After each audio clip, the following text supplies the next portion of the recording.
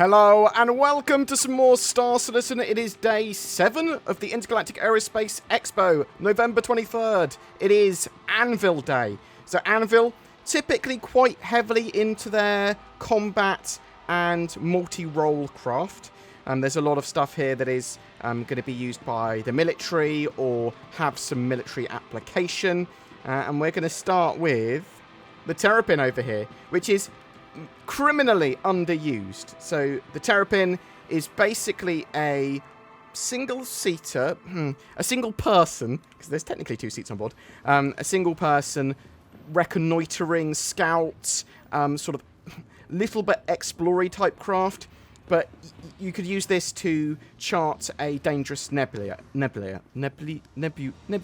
Oh my god, I can't say the word nebula. Nebula. That was a bit of a brain fart. So, yeah, this ship, very, very interesting, very, very heavily armoured, and it has little flaps that can close to sort of keep the heat in and make it potentially tougher, but you would have to eventually vent that heat. You can see there. I really like the idea of the ship. You'd use it to reconnoitre enemy positions, stuff like that, and potentially be tough enough to get away. That's the sort of idea here. So if you want something that's almost akin to a hostile exploration craft or a dangerous scout, then Terrapin, great. Very, very tough, very heavily armoured, especially for its size. Over here we've got the Hawk. Hawk's getting a bit of an update, but the Hawk is a... What's going on here with its landing gear? Is it... I don't think it's supposed to be pointing at an angle like that. Huh. So the Hawk is a bounty hunting ship. So you can do bounty hunting in it, and in the rear, this part is changing. So at the moment, I believe there's a chair there. That's going to be changing so that it takes a little sort of cryopod, prisoner pod that you put in there. That looks like how they're changing just in general bounty hunting. So you take someone out, stun them, whatever, and then bind their wrists and arms. We've seen that at CitizenCon. And then chuck them in the back of the ship and then take them to a bounty office, which will be at various space stations. But the Hawk itself is basically a single-seater. Again, a single person, because technically 2 seats, right, if you count the criminal in the back. Oh, and I suppose I should tell you what the second seat was in the Terrapin. Second seat on the Terrapin is sort of like for its scanning. You see there? It's sort of like a scanning chair for its main scanner. But... this has got effectively, someone can be in the back. So you could just transport someone else around, question mark. But lots and lots and lots of small weapons on the Hawk. And obviously you can set them up so that they're all disruption or whatever, so you can stun your enemy. And you can chase them around and look directly down upon them from the cockpit is the idea with that little screen there. Right, what else do we have? We've got a load of C8s. So, how do I get over to them easily? C8 is an interesting little snub. It's very small. You've got the C8 and the C8X. I believe this is a C8X because it says it on the sign there. And it's got basically a couple more weapons. But it's a little snub shuttle, but it has a quantum drive. That is its sort of selling point there. Very small. Comes with a Carrack as well. Gets on lots of ships. Got a little bit of cargo space. And, yeah. Cool little potential starter ship, but also a ship that's just a great shuttle. You've got the medical version, the C8R. Basically, it's got a tier 3 medibed, a single one in the back. So you've got this here. That guy is living his best life. Hello.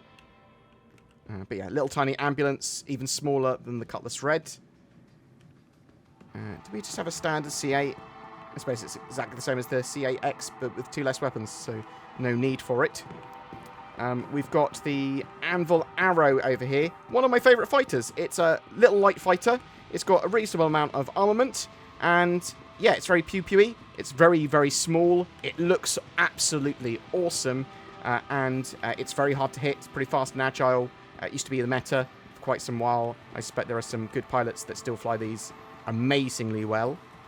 Obviously, all this stuff is going to be tweaked and balanced in the future, but it is, for me, the quintessential light fighter. Over here, is this a Gladiator? So Gladiator, again, criminally underused.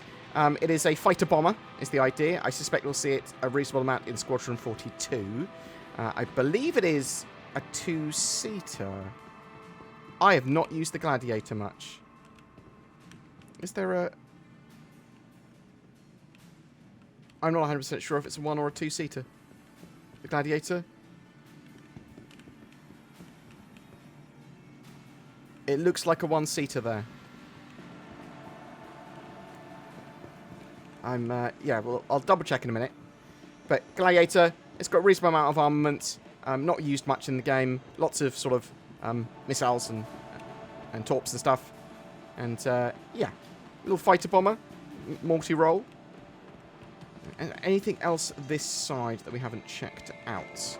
No, I think we're good this side. In the centre is one of my favourite ships in the game. Not as... I mean, I love the Mercury Star and a bit more, but the Carrack, it is one of the top-tier exploration ships. The Odyssey is a bit different and can stay out a bit longer, but basically, the Carrack has got these scouting drones. It's got room for cargo and a sort of vehicle. It's got hangar for a ship, and it comes with the C8 and a Ursa rover. So you're going to be flying around planets. You're going to be sort of exploring them with sort of no holds barred. It's one of the top tier exploration ships, but sort of, I suppose, specializes in expedition and pathfinding. It's going to have like its cargo sections here are going to be modular in the future, is the plan. It's got a medical bay, tier 2 medical bay, so you can at the moment respawn there. Yeah, it's got all these fantastic sort of facilities. Scouting drones, facility for them. It's got a little workbench area. There's just a ton going on with this multi-crew, multi-role ship. And if you want to do just a ton of mission work and that sort of jazz, then, again, this will do you well. It is absolutely fantastic. Just multi-role mission runner. Very, very, very cool. Love the fact it's in game at the moment, and I love the fact that it's going to get more functionality when we have like drones and on-board repairs and things like that as well. Yeah, I think it's an absolutely sweet ship. Right, I think we've only got ships in the other side of the hall today, so let's go check that out. I apologise to any Hurricane enjoyers. As I ran into the other hall, I turned around and saw the Hurricane there. So Hurricane is a heavy fighter. It's an old heavy fighter. It is a 2-seater, very much so. And basically, it's got some reasonable armament on the front. I believe that there are 2 size 4 hardpoints on the front. I think that they look like size 3 weapons on them at the moment for the pilots. And then you've got your gunner, who's in the rear, on this turret. So I think that's 4 size 3s at the moment. But it's a good amount of firepower on a turret that can shoot whatever you're facing at and then spin around to shoot whatever is on your tail. Very, very cool ship for those that are interested. I will be purchasing one for Zin and I if I haven't already got one, so we can do like Battle Swarm and stuff with it, for sure. I just looked it up about the Gladiator as well. It is indeed a 2-seater. So that was driving me mad. I couldn't remember because I have not used the Gladiator in so long. We've come into the Hornet room. Is it just Hornets in here? Oh, wow. Cool. So Hornets, sort of mainstay Anvil medium fighter. Very, very brawly is the idea with the Hornets. Some very cool stuff going on there. So the civilian version, it's got a little cargo pod in the middle. But it's sturdy, got a good amount of firepower is the idea. Medium fighters, sort of very versatile is the idea. But as I said, the F7s, they're all brawlers. F7M, or F7CM, is the Super Hornet. It's actually a 2-seater, although you can run it perfectly fine with a single seat. And it's got more firepower. It's got a ball turret in the center instead of the cargo pod. It's got a nice little mount on the front so it can have 2 small weapons on there as well. It's got a load of firepower. Pew, pew, pew, pew, pew. Very powerful ship. What we got on the left here, I would say we've got the F7C Wildfire over here. So basically, this is a different loadout for the F7C standard version. Different skin. It's got a mounted gun on the center, a big old ballistic Gatling. Yeah, it's basically a ballistic loadout for the Hornet from the Masters of Flight series. We've got the Hornet Tracker. Hornet Tracker will be able to do better scanning and detection, both passive and for pinging and all that sort of jazz as well. So if you've got a wing of fighters and one of them is a Hornet tracker, it can do all the same sort of stuff that a normal Hornet can do. It's brawly and all that sort of jazz, but also it's going to be aiding you in tracking targets and that sort of jazz. Suspect we'll see all this sort of stuff or variants of it in Squadron 42. We've got the Mark II Hornet, so the F7A Mark II Hornet. Basically an updated Hornet and a military version of that. I've got the Ghost over there. So F7A, very, very cool. It's not one that... I don't think you can rent it. No, you can't rent it. And you can only get in it. But yeah. So very much going to be used in Squadron 42.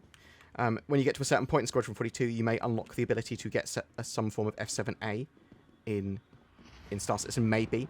It's obviously true of the F8. It's a single-seater as well. So this is basically a souped-up Super Hornet, but with a single seat rather than dual seats.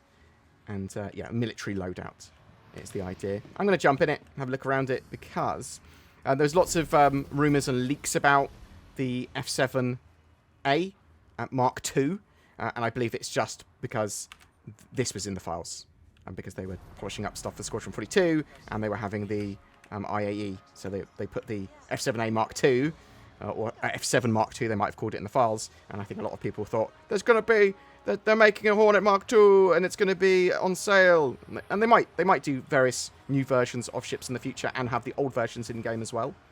Oh, look at, I think that looks absolutely amazing. But slightly tweaked profile.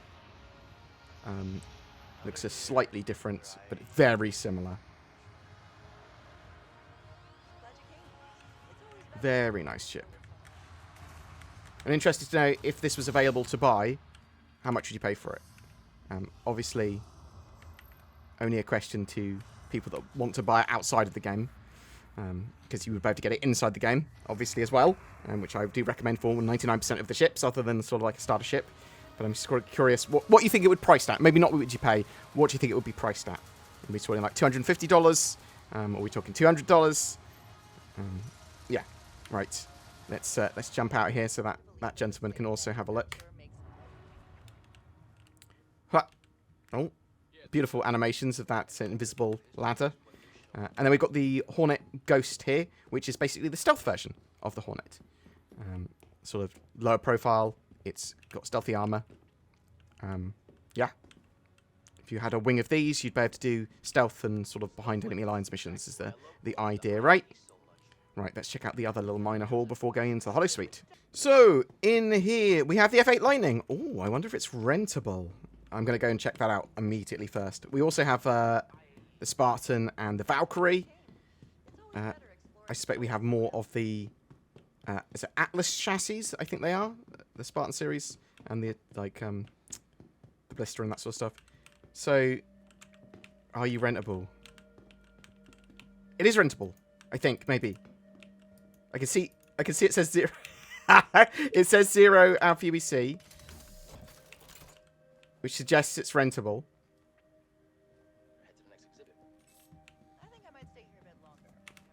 No, it's available to see in the hall, at the very least.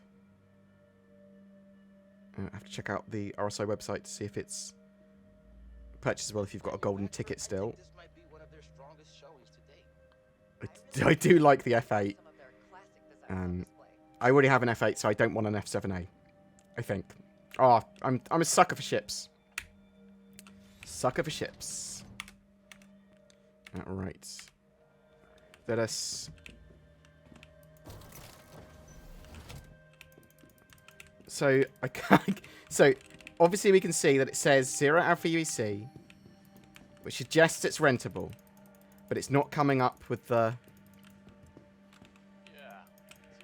ability to rent it for me. I'm not sure if that is intended to show that, or if it's intended to be rented.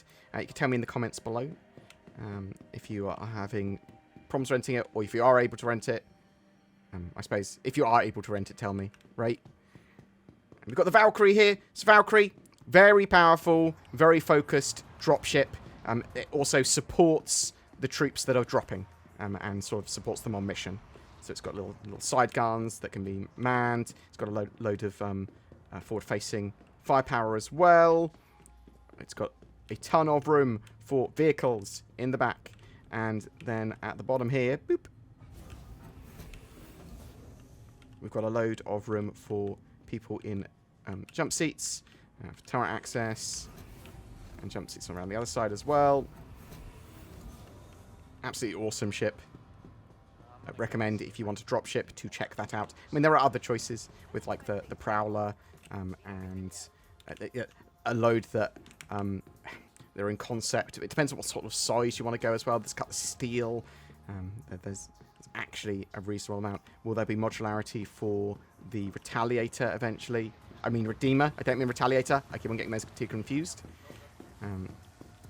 That bad boy that was just shown on the screen there. Oh, I've lost all of my frames.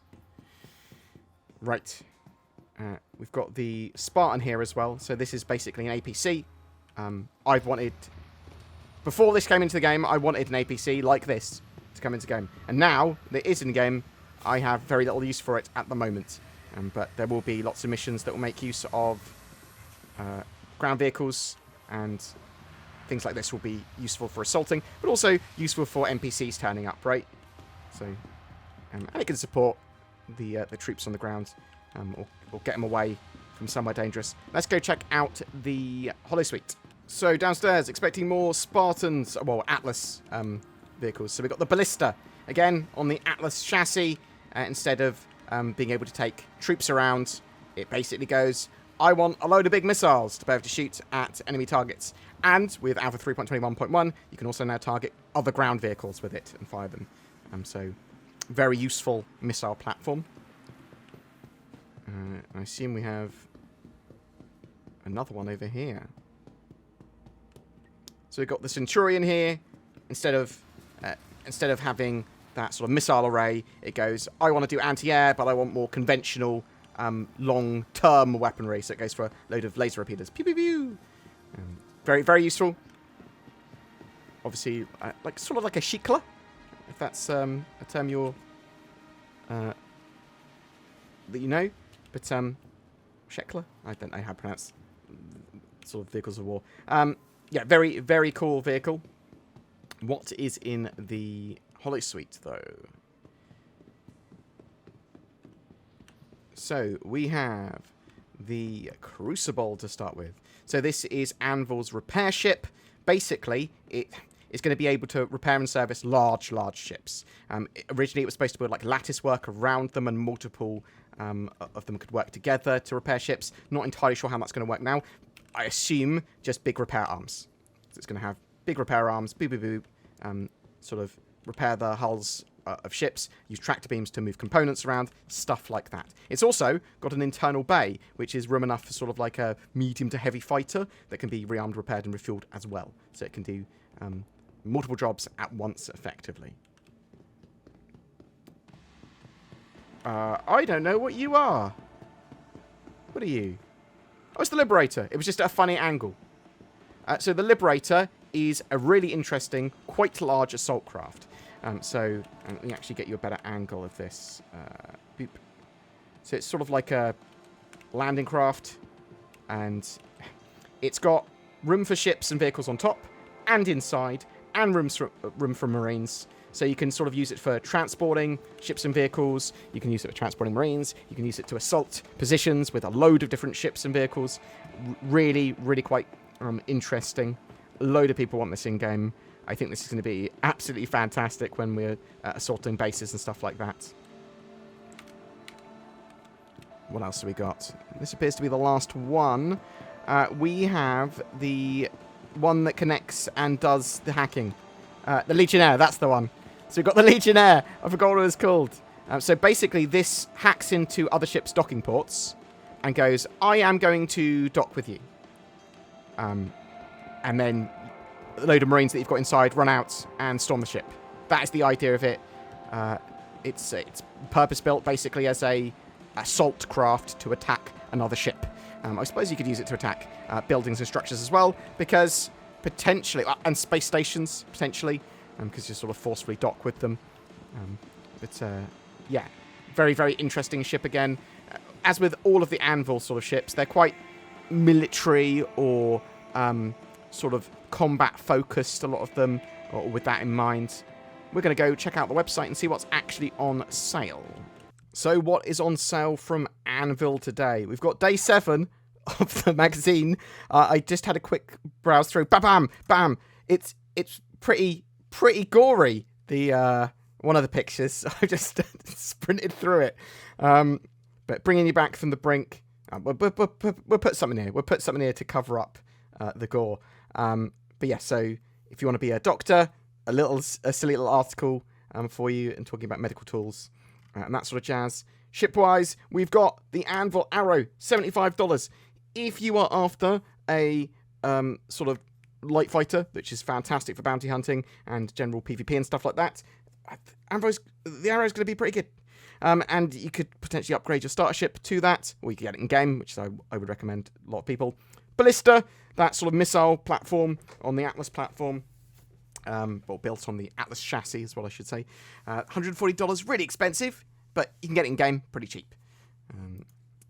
We've got the C8R Pisces, that little medical wagon, $65. If you want to sort of career in that, it might be a good shout. $45 for the C8X Pisces Expedition, which has got the 2 guns, pew pew pew, well, 2 extra guns, so 4 guns, pew pew pew. Got the Carrack, $600 for this beast of a ship. It's also on Warbond sale for upgrades, so you can upgrade a ship to the Carrack more cheaply at the moment if you are interested. $600 for this behemoth of a Pathfinder, of a Explorer. Might be worth it if you really love Star Citizen and you really want to get that ship. However, you can just get it in-game. I would recommend getting it in-game. Is cool, though. Centurion, for, again, that Atlas platform anti-air sort of vehicle. I suppose it could support troops on the ground as well, kind of, as long as the enemies aren't too close to it and below it. Centurion, $110. Crucible, $350. It is sort of super high-tier mobile repair, and it's going to be able to service those larger ships, as well as a ship inside its hangar. I got the F7C Hornet, $110. $175, quite a bit more expensive for that Wildfire loadout. Again, you can get all those sort of components and stuff in-game as well. F7CM, the Super Hornet, the sort of super brawler, the star of that group. That's $180. I do love the Super Hornet. However, I have an F8 now. F7CR Hornet Tracker, $140 if you want that in your wing to help with scanning. The stealthier F7CS Ghost Hornet, or Hornet Ghost, $125. I can buy an F8C Lightning. Now, event badge required. Cool. So, if you have the golden ticket, assumedly, you can purchase that ship. And because I've already purchased one, I no longer have an event ticket, as it were, or event badge for that. You can only have, I believe, you can only buy one F8C Lightning with the golden ticket. But it is the next generation space superiority fighter designed specifically to repel Vandal raids. It's pretty strong. It's a very powerful ship. Hits hard and fast. That's the idea of it. What else we got? The Gladiator, $165 for that underused fighter bomber. Hawk, $100. It's not an awful price for it. Obviously, it is a bounty hunter ship. Is that a tractor beam on the front? I don't think it is. Not sure why I said that. I think it's like little cameras and optics and things. $100 for that. $210 for the Hurricane, that heavy fighter. Yeah, it's got a lot of firepower on it, for sure, along with its front guns and its top turret. Legionnaire, $120. That is a boarding action ship. I think that's a pretty good price for it at the moment. I think it's going to go up to sort of probably $200 before it's launched, or at least $180. It's in concept, though. Don't know when it's actually coming into game. Liberator, a lot of people love this. It is a light carrier, but it's also a versatile carrier for vehicles, for ships, for marines, for sort of all of that together, or only some of it, however you want to run it. $575 though, very expensive. You've got the Spartan, which is the sort of APC, that's $80. Terrapin, $220.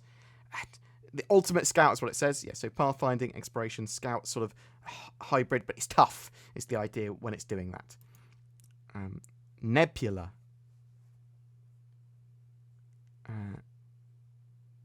Right. Valkyrie, $375. Yeah. Very cool infantry dropship, but also it can carry vehicles and that sort of jazz as well. So yeah, that's it for today's sale stuff. I'm glad that the F8 is on sale if you've got the event ticket, the golden ticket. The Carrack, 10 years insurance, war bond upgrade deal. So you get it cheaper if you want to upgrade one of your ships to a Carrack. All ships, I believe, come with 10 years insurance at the moment, and anything that is newly flyable will come with lifetime insurance as long as you buy it war bond. There's the very expensive Anvil complete pack if you are so interested as well. And yeah, that's it for Anvil Day. I'm interested if you are purchasing anything. Have you gone, oh, actually, I sneakily bought an F8 now because I had a golden ticket and I want it. Or have you grabbed yourself an Arrow or something else? Are you waiting for a different day? Are you waiting for tomorrow where we can purchase probably a Hull E? Yes, so tomorrow's MISC Day, 4 p.m. UTC. You'll be able to buy a Hull E as a limited hull. They'll be sold in 3 waves, one at 4 p.m. UTC, one at midnight, and one at 8 a.m. All UTC time zones. Sort of those 3 waves are your chances to get an Hull E if you want one. Very big sort of cargo ship, but I'm interested to know if you're going to be picking that up or if you picked up anything else during the IAE. What's your experience with the Expo, and what are you thinking of Star Citizen in the current patch? Whatever your thoughts, I'd love to hear from you in the comments below. What is best in life? To crush your enemies, to see them driven before you, and to hear the lamentations of their women? No, of course not, it's NordVPN. I never saw Conan the Barbarian checking his bank balance and then watching some cool shows on Netflix, all while protecting his privacy and being super secure. To be honest, I can't even remember Conan wearing a shirt. Silly Conan. And now, a big old snake god's got your internet history. Good job. Don't be a Conan the Barbarian. Check out NordVPN. Links below for powerful discounts too. Do you like using your eye holes for extra immersion in Star Citizen and help aim and do some cool stuff? Well, you can with Tobii Eye Tracker 5, which is on sale at the moment. This gives you native high-precision head and eye tracking in Star Citizen. Very cool for general immersion, for combat both in ship or on foot. They are absolutely fantastic pieces of kit, and both Zin and I have one. Use the links below to grab one or to find out more. Every month we've been giving away a ship for Star Citizen, but for November, to celebrate the Intergalactic Aerospace Expo 2953, we are giving away a load of different ships, each to a different person. The Avenger Titan, the Drake Cutter, the C-8X Pisces, the Mustang Alpha, and the Nomad. All great starter ships, but also useful for any fleet. They all come with a game package and lifetime insurance. That's all you need to start playing Star Citizen. That's 5 prizes and 5 chances to win. Just comment on any of my videos made during November to be in for a chance of winning. I want to say a massive thank you to everyone that goes the extra mile in supporting the channel via Patreon or the join button under my videos and then becoming a channel member. Please consider joining those fabulous people as well. It allows us to make daily content for Star Citizen and Squadron 42, delving into all the news, drama, development info, and gameplay that these games have to offer. Thank you so much for watching, and I hope to see you in the verse.